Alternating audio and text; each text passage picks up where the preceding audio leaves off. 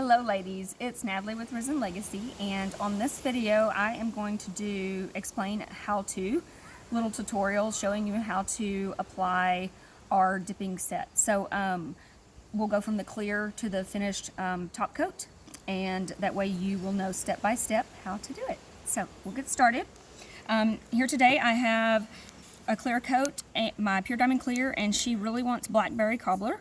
So that is what I'm going to do on a nail. There will be other videos of doing the different like ombre look and stuff like that. So I'm going to take the lids off. I have already shook them very, very good and mixed up the powders because the particles do settle.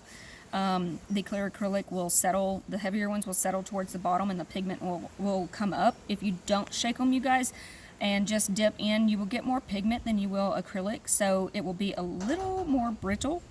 The clear acrylic is what gives you that strong bond. So I have already filed and buffed her nail and cleansed it with a nail cleanser, so we are ready to start the set. I'm grabbing my step number 1 primer and Bond-Aid. I'm going to apply that. Now it's okay if you get it on the skin, it dries super fast. I normally will do one set of hand and then come back and do another coat just to ensure that all the oils, makeup, natural oils from your skin are off of there.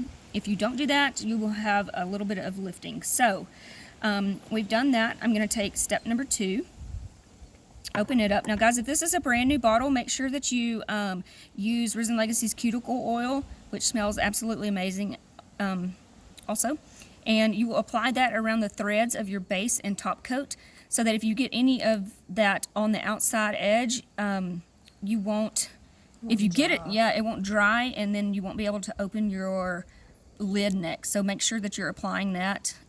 Also, if it is clumped up on the outside of the threads after so many uses, just simply put alcohol on a lint-free paper towel or cloth, and try to get as much of that off as you can, because if you have a bunch of buildup on there, it only seals if you put if it goes all the way down, because where the brush attaches in here, that's what seals the bottle. So if you have stuff around the threads, it feels tight to you, but it's not all the way completely down, letting air come up through the threads into the bottle, and that is what makes it thick and stringy. So try to avoid the excess on the outside. I'm taking one little layer of base coat. I'm going to start 1/4 of the way out from the nail, making sure I get sides and edges, and saturating it fully. Like, you want a layer to fully saturate it. Then you're going to go in at a 45-degree angle. You're going to dip and tap. Now, I'm in Kansas on a little trip, and so I don't have everything I need, but Risen Legacy has some party wands for sale. So this was actually in my makeup bag. So I cleaned it, and I'm going to use it as my dust brush. Brush off the excess. And then you will be ready for your second layer, which is your first coat of color.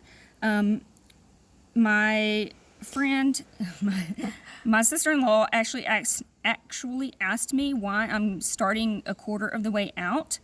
The reason for that is because you're wanting to build the apex of your nail, guys. The apex is right where your quick of your nails starts. You want to build that up, because that's what normally breaks if you hit your nail on something. I start 1/4 of the way out because you want that natural appearance of your nail growing out. So you can do that. That's the 2 reasons for that. Or if you're putting on tips, or you're one that changes your nails a lot, so you want to file down just to the clear coat, you can go all the way back to your cuticle. That's no big deal. This is simply to make it have a more natural nail look. So if you want to go all the way back, which I go all the way back on when I'm using the full tips and stuff, I do go all the way back so you get that smooth surface. So that's your first clear layer. You'll grab your base coat again. Then you start from your cuticle all the way back to the cuticle. Make sure you're getting sides and edges, guys, because we don't want lifting. Now I'm going to just kind of cap the front. I'm going to dip slowly into the Blackberry Cobbler at a 45-degree angle so that you don't get a speed bump look. Dip and tap. Here we have our first layer of color. Now I always do a clear color clear. You always want to encapsulate in clear. It gives it strength, still kind of, you know, overlays everything that way. When you file and buff at the end, you're not going to file off any of the color. So we're going to do a third coat, which is the second coat of color. Start at the back of the cuticle again. If you go up, if you put your brush up a little bit more when you get to the back of the cuticle, you'll have a less chance of getting it all over your finger. Try not to get it on your finger, you guys, because when you dip, if you get it on your finger and you dip and you have some on the edge of your finger, before the base coat dries, you guys, try to wipe that off with an excess nail or an orange stick or a cuticle wipe, because if you have it on your finger and your nail, it creates an air pocket right there, which will eventually lift very quickly. So this is our second coat of color. What I do to add to that sometimes is a toothpick. Oh, yeah, Around a toothpick works, which is probably what we would have to use here since we're not prepared. When I'm prepared. So this is 2 coats of color. Now I'm going to take the Pure Diamond Clear again, do the exact same thing from the back forward. If you have deep insets on your nails, turn your finger sideways a little bit. Pull down the side of the nail, you guys, and make sure that you're getting as close as you can to the skin. You'll rotate it the other way and get the other side.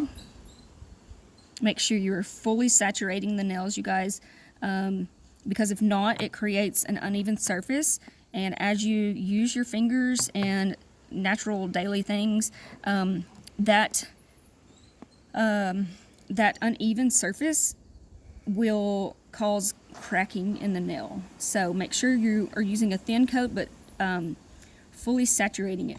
It's dry looking over here. I've got just a little bit of wetness. Look over here. That's just where I got a little bit more of a base coat. I don't know if y'all can see that. Yes, we can see it. Okay.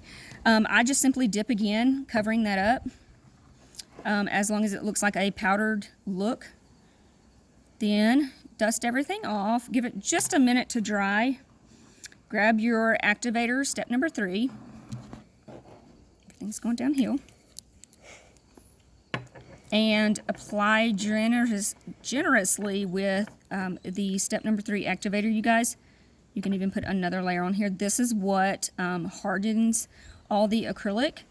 You must give it the allotted 4 minutes, you guys, because if you don't let the activator fully dehydrate the acrylic, what was I saying? If you don't allow that to fully harden, it's going to be, it will crack, but also when you go to apply your top coat, Gummy. it'll be gummy. You actually won't be able to file it after. If you start to file and buff and it gums up, put more activator on it and wait just a little bit longer. Also, when you go to apply your top coat, it's going to take that top coat forever to dry. If it does dry, and you may get like the bubbling look, like I'm dropping water on the nail, but that just means you need to wait a little bit longer with the activation step. So you want to make sure it is completely dehydrated and hardened. So wait that exact 4 to 5 minutes. I would actually time it because it is actually that important. So we've applied the activator. We'll give it that 4 to 5 minutes to dry, and then we'll simply file and buff and shape it. Don't forget, on YouTube there is another video of how to do that, and check out all of those. And we will file and buff, and then wipe again with the nail cleanser. Make sure all the nail debris is off, and then apply another activator coat, and then put your top coat. If you are a nurse or in the medical field, or simply just a very dry person, actually, if you're in Amarillo, there's no humidity. You crack and crumble in lots of places. So you may not need that extra step of activator at the end if you do a set and the top coat looks like shattered glass, and you can simply buff that top coat off and the shattered glass goes away. That just means you are really dry, and so you may want to just not do that step of activator, and that should result in fixing that. If you file off the top coat and it's still cracked looking underneath, file down and get most of that off. Then simply clean it with a nail cleanser and start over with your base coat in whatever step you think you need. And I would actually, if it's cracking below, make sure that you are fully saturating everything. Make sure it is it's thick enough. You don't try to get thin, but not too thin. You may actually want to go ahead and put either an extra coat of color, which I'm so rough on mine, and so I normally do a clear, 3 coats of color, and a clear. You may just want to do a clear, 2 coats of color, and 2 coats of clear to make that a little bit stronger. So we're going to finish up putting the top coat on after we file, but I just wanted to give you a little step-by-step video. So you guys stay blessed, stay well, and keep checking out YouTube. Make sure you subscribe and check out our Facebook page and Instagram. Ta-ta!